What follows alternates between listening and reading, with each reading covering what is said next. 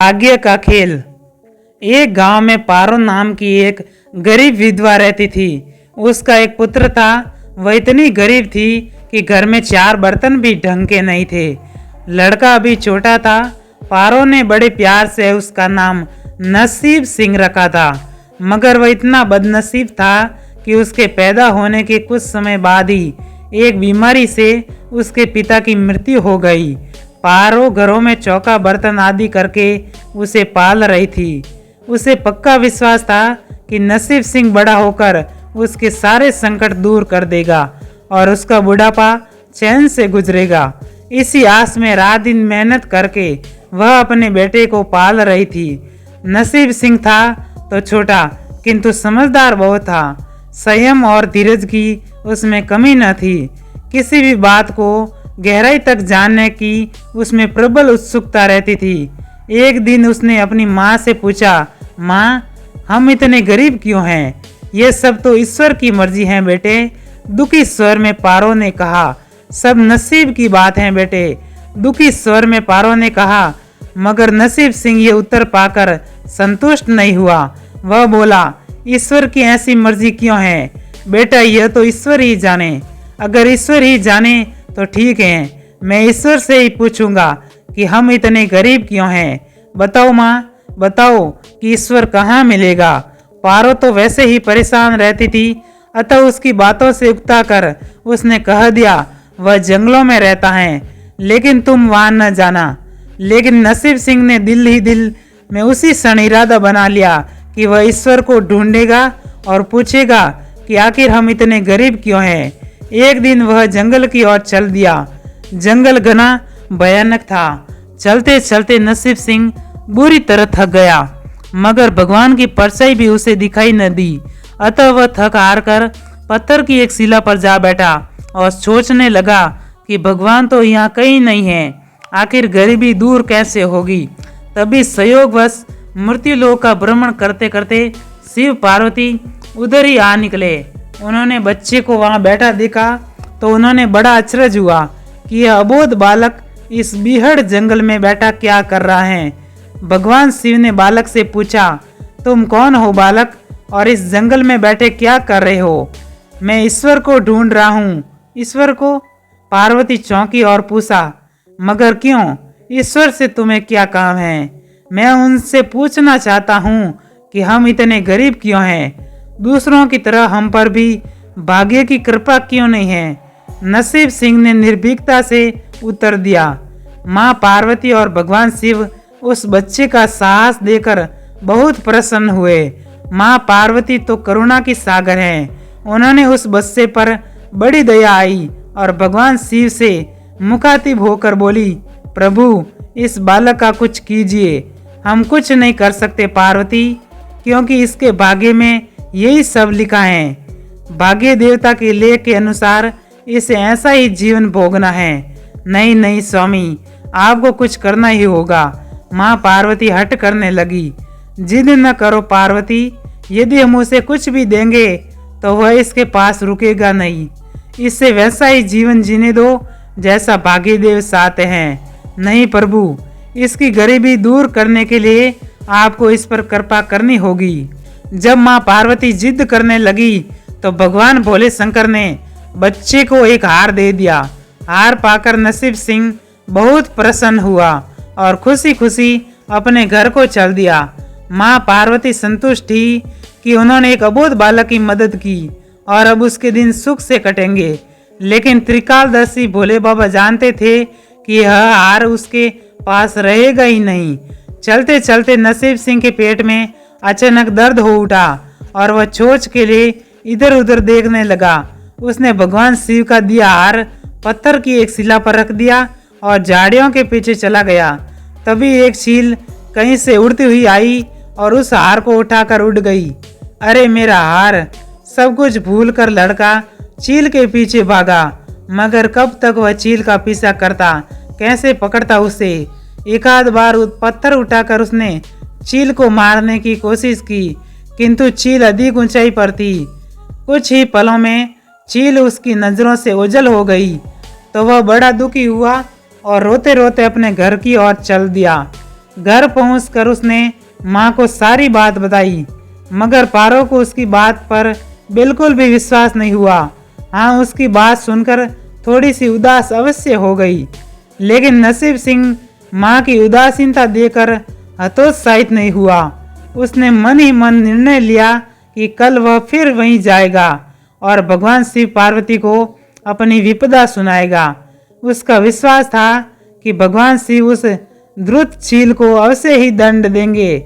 भगवान शिव ने पार्वती से कहा, देखो उसके पास कल वाला हार नहीं रहा, उसे एक चील ले उड़ी है और दूसरा हार पाने और उस चील को दंड दिलवाने के लिए यह वह लड़का आज फिर आया है। पार्वती देवी ने फिर भगवान शिव से प्रार्थना की, आप चाहे चील को दंड दे या ना दें, किंतु इस लड़के की सहायता करके इसकी निर्धनता दूर करें।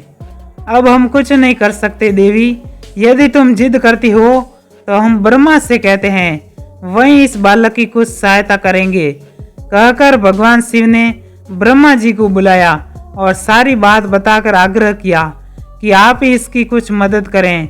तब ब्रह्मा जी ने लड़के को हीरे की एक अंगूठी दे दी। लड़के ने अंगूठी जेब में रखी और खुशी खुशी अपने घर चल दिया। उसने सोच लिया था कि वह अब एक पल के लिए भी अंगूठी को अपने से अलग नहीं करेगा। चलते चलते अचानक उसे प्यास लगी। वह सरोवर के किनारे पहुंचा और जैसे ही वह चुल्लू भरकर पानी पीने के लिए झुका, वैसे ही उसकी जेब से अंगूठी निकलकर पानी में जा गिरी और इससे पहले कि वह उठाता एक मछली उसे निगल गई। नसीब सिंह फिर रोते रोते घर आया और माँ को सारी बात बताई। बेटा, जब तक भाग्य में नहीं है तब तक कोई भी चीज नहीं रुकेगी। माँ ने उसे दिलासा देते हुए कहा, जब भाग्य देवता खुश होंगे तो मिट्टी भी सोना बन जाएगी, मगर इस प्रकार किसी के देने से हमारी गरीबी दूर नहीं होगी। उसे समझाकर माँ अपने काम में लग गई, मगर नसीब सिंह भी हार मानने वाला नहीं था। उसने मन ही मन सोच लिया था कि वह कल फिर जाएगा। तीसरे दिन वह फिर जा पहुंचा। शिव और पार्वती उसका ये साहस देखकर बहुत खुश हुए। शिव जी ने इस बार ब्रह्मा जी के पास जाकर बात की कि वह लड़का तो बड़ा साहसी है, इसका कुछ उद्धार किया जाना चाहिए। तब ब्रह्मा जी ने सलाह दी कि हमें भगवान श्री हरि के पास जाना चाहिए, वही इसका कोई हल बताएंगे। अतः वह श्री हरि के पास जा पहुँचे। पूरी बात सुनकर भगवान विष्णु ने नसीब सिंह को कुछ हीरे दिए। हीरे पाकर वह बहुत खुश हुआ और इस बार बिना कहीं रुके उसने सीधे अपने घर जाने का निश्चय किया, क्योंकि 2 बार उसकी चीजें खो चुकी थी। जब वह घर पहुंचा, माँ घर पर नहीं थी। अतः नसीब सिंह ने हीरे एक लोटे में रखकर कोने में छिपा दिए और माँ को ढूंढने निकल पड़ा। मन ही मन सोचने लगा कि अब माँ को किसी के घर काम करने की क्या आवश्यकता है, अब तो वह भी अमीर बन गए हैं। इधर पीछे से चोर उसके घर में घुसे और जो भी सामान हाथ लगा लेकर भाग निकले। उस सामान में लोटा भी था जिसमें हीरे रखे थे। जब वो माँ के साथ वापस आया तो देखा कि हीरे गायब थे। इतना ही नहीं, घर का दूसरा सामान भी गायब था। अब तो उसकी माँ बहुत गुस्सा आया। वह बोली, क्यों मुझे नई नई कहानियां सुनाकर पागल बनाता जा रहा है। सारा दिन आवारा की तरह इधर उधर भटकता रहता है और शाम को पिटाई के डर से कोई नई कहानी सुना देता है। माँ की डांट सुनकर लड़का रोने लगा। वह तो केवल वही जानता था कि जो कुछ भी उसने बताया था वह सत्य था।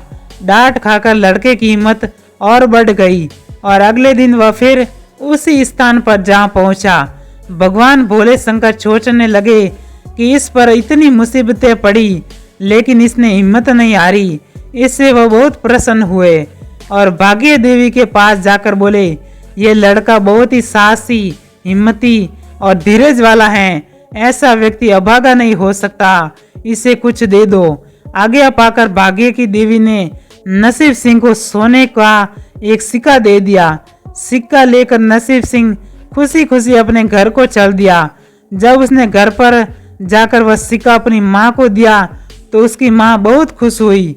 अब क्योंकि उन पर भाग्य देवी की कृपा हो गई थी, अतः सारे काम ही अपने आप शुभ होने लगे। दूसरे दिन ही एक मछली वाला उसके गांव में मछली बेचने आया तो लड़के ने वही सिक्का देकर मछली खरीद ली। उसकी माँ ने मछली का पेट चीरा तो वह अंगूठी निकली जो ब्रह्मदेव ने उसे दी थी और जो उसकी जेब से तालाब में गिर गई थी। माँ ने अंगूठी संभाल कर रख ली और नसीब सिंह से बोली, जा बेटा जंगल से थोड़ी लकड़ियां ले आ, आज घर में ईंधन बिल्कुल नहीं है।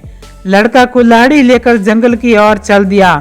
वहां जाकर जिस पेड़ पर लकड़ी काटने के लिए चढ़ा वहां उसी चील का घोंसला था जो उसका हार उठा कर ले गई थी। लड़के ने देखा कि चील कहीं आसपास नहीं थी। नसीब सिंह ने अपना हार उठा लिया और जो भी थोड़ी बहुत लकड़ियां पेड़ के पास पड़ी थी वहीं उठाकर घर की ओर चल दिया। माँ हार पाकर बहुत खुश हुई। अब तो देखते ही देखते उनके दिन बदल गए। घर में किसी चीज का अभाव नहीं रहा।